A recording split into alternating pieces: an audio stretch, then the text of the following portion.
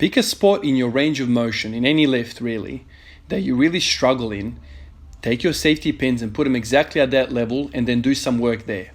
Doing work in that range of motion will teach your body how to kind of generate power, essentially, how to get tight, how to fight through that range of motion.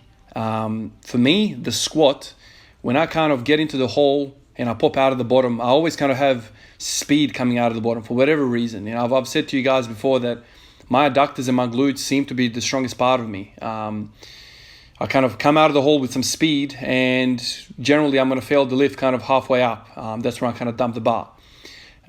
So if I can remove that portion of the lift, remove the whole bounce thing out of the bottom, and put some safety pins exactly just above that portion. I know these pins that you're seeing here are quite high. I'm kind of working my way down, but if you put those pins around that spot, and then there's like a whole spectrum of that spot where you're going to be really crap at. For me, even this spot that you're seeing here, it just feels crap. I don't know why. It's almost like my body doesn't know where to generate the power from. My hips kind of feel weird. I can't get underneath the bar properly. My back kind of gets involved. I struggle to engage the glutes. Because in a normal squat, when I come into that kind of whole range of motion, that middle portion, I've got momentum behind me because I've generated that power out of the bottom. And I've always felt like I can put on, 10% more weight on the bar and lower it down nicely, pop out of the bottom, and then I'll fail kind of halfway up. So if I can, remove that momentum, and of course I can hear you guys, you can do kind of pause reps. But even pause reps, you need to be really disciplined with pause reps, because even when you get to the bottom and pause, there's always a bit of a bounce, even when you after the pause. I've noticed it so many times with people. They come to the bottom and then they pause, say even 10 seconds, and then when they initiate, it's like a little drop down and then up. And that kind of takes the whole point away from here. What we're trying to do is remove all momentum.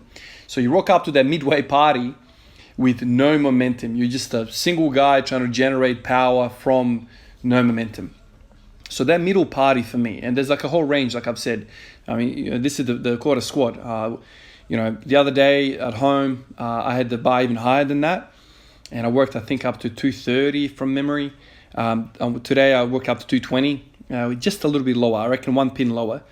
And man, like it's just, I was aiming for 10 and I got 5. So the slightest bit more range of motion in that kind of gray area for me, I just lose a lot of power. And if I go 2 more pins down, 2 more spots down on the pin, man, forget about it. I get even less.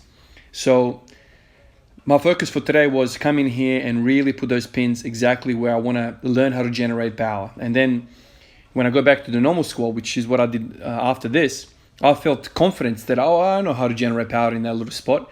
There's no momentum. I've done it without any momentum, and now I can kind of have momentum and the new acquired ability to push through that kind of zone, which I hate. I don't know what's up with that range. I know there's a universal kind of sticking point. I don't know whether there's like a transition between, the posterior chain and the anterior chain. There's like a little kind of handover of the baton, and then new kind of sets of muscles need to come in play, and whether it's a neuromuscular thing, I'm not sure.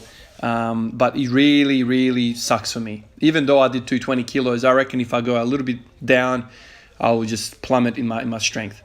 So teaching the body, through pins, and pins are great because there's no momentum.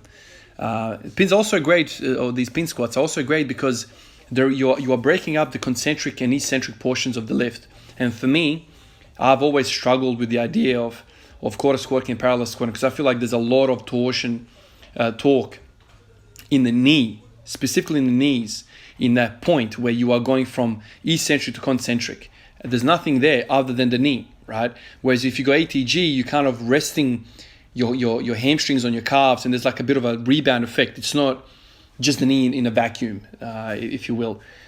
So if you put the pins up, you lower the weight to the pins, and then there's no bounce in the knee. You just go from one point to another, and I think it's a good way of kind of protecting your knees. I'm not interested in busting my knees up. 600 odd days of ATG squatting. I know ATG squatting is all good, and I don't want to experiment with parallel and quarter squats. So I think pin squats are fantastic for that. So learning how to stop at that shitty level range of motion and then learning how to brace, I think it's going to be a good thing for me. And after that, I went into squats, and I automatically felt the squats are going to be easier. The bar felt easier on me. It felt much more confident to come out of the hole and also have the knowledge that I've just taught myself how to generate power in the midpoint as well without even momentum. So it's kind of like I don't know whether it's a neurological thing. It could be, I mean, I believe strength is a skill. And if you're continuously always kind of bouncing out of the hole and rushing through the whole freaking range of motion in the middle portion, then you're never going to learn how to generate power in that middle portion. So that's kind of the thinking behind all of this. And it felt really good. I thought it was a good idea to start with pin squats first and then move over to this. Basically, what I'm trying to do is teach my quads, if you will, and this is the whole point of the quarter squat, teach my quads how to generate power. Because I feel like I've already said this, I don't want any momentum. And also, the quarter squat seems to me, it can also benefit my starting position in deadlift. This is something that I've picked up in the last sort of month and a half, is that sticking point in the squat, in the starting position in the squat, the knee angles are very, very similar.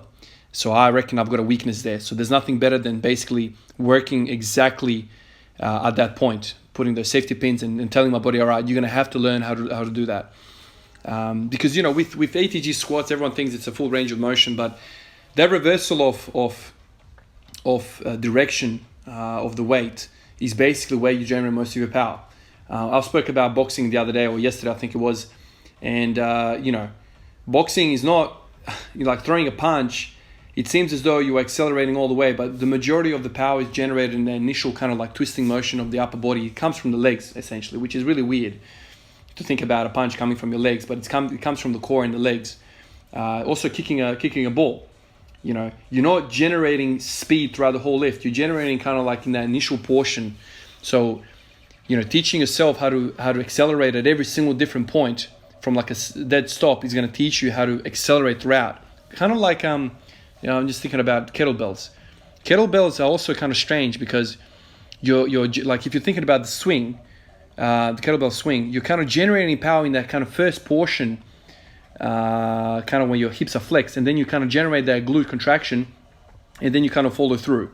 So I think there's some uses in this. I know, there's been lots of powerlifters in the world who have played around with pin squats and whatnot. So I'm going to play around with this, and I feel there's benefit there. It's teaching myself how to brace. So anyway, I went to normal squats. I ended up hitting 200 for one. That kind of felt good. The bar felt light on me. Slow down in that middle portion, but it was all right. You saw it moments ago. And then after that, I took 10% off the bar, which is roughly 180. It is 180.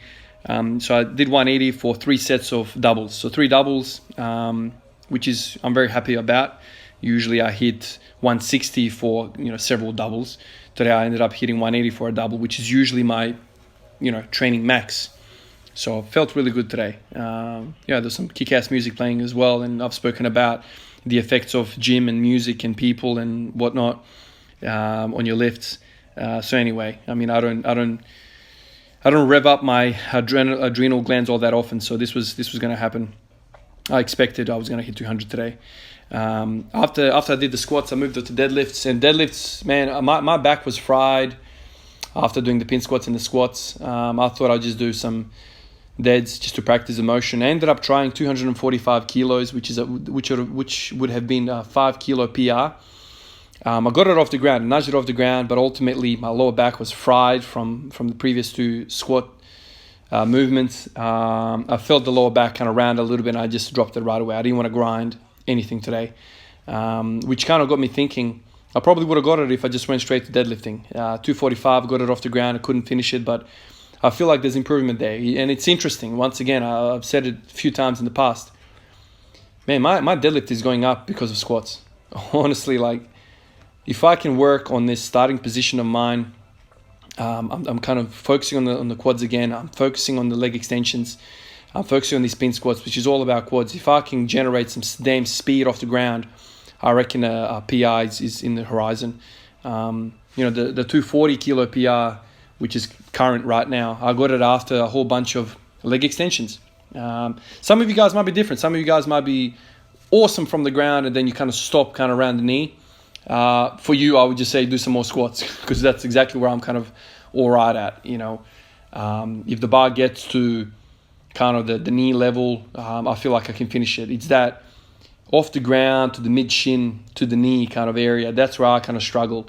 I can't generate power like I've already mentioned. And so there's several different movements here that I've got which are all exhibiting the same symptoms of the same kind of knee angle.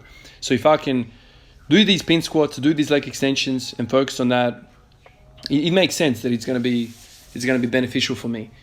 Teaching the body how to generate power in a different range of motion. I have even thought about doing some low bar squats because really low bar squats are exactly, half squat. Some of you guys are not going to like hearing that, but it's essentially a half squat. I know the powerlifting community, they say that's a full squat. For me, it's a half squat because we know what a full squat is, ATG. Doing a half squat with the bar slightly down your back, it's a different skill. It's a different skill, and I could probably benefit from doing that skill because it would teach me how to generate power out of that middle, at that 90-degree knee bend, I guess, that parallel kind of position. The only thing about that is, I've already mentioned it, is I feel like that's real bad for your knees. I've had no knee trouble, squatting every single day ATG. I believe in ATG squats. I think it's really healthy for you.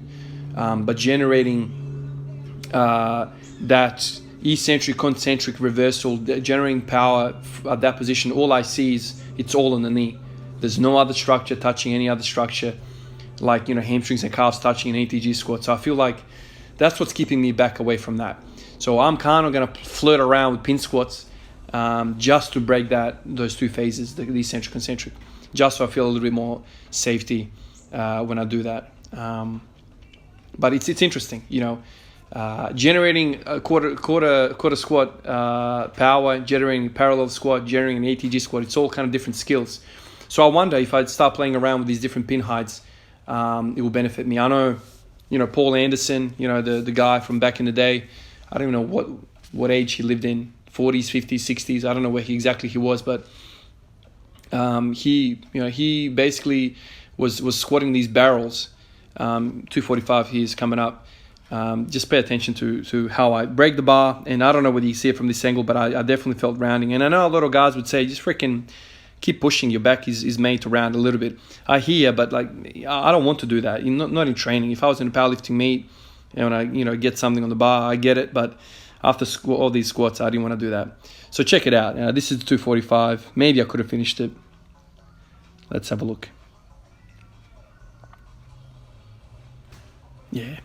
Anyway, that's where I got stuck, kind of like not even mid-shin. But yeah, so Paul Anderson back in the day used to squat these barrels. I mean, he didn't have a lot of equipment, and these barrels were basically filled with water. I think it was big barrels. And so what he would do is dig a hole right underneath the where he would stand for the squat. He would dig a hole and basically start with a quarter squat and then fill the hole in a little bit. And so it's a bit higher, a bit deeper squat. I mean, you can see that as he's filling the hole, he's getting higher and higher. And then eventually he would be squatting on the level ground, and that would be your full squat. So he used, I guess, these pin squats, these progressive range of motion ideas. So I'm going to play around with that. It definitely feels good. It definitely sucks to be in that position on the pin, exactly where I don't want it. But I reckon it's going to benefit me. All right, guys, that's it for this video. I'll catch you guys in the next one. Peace out.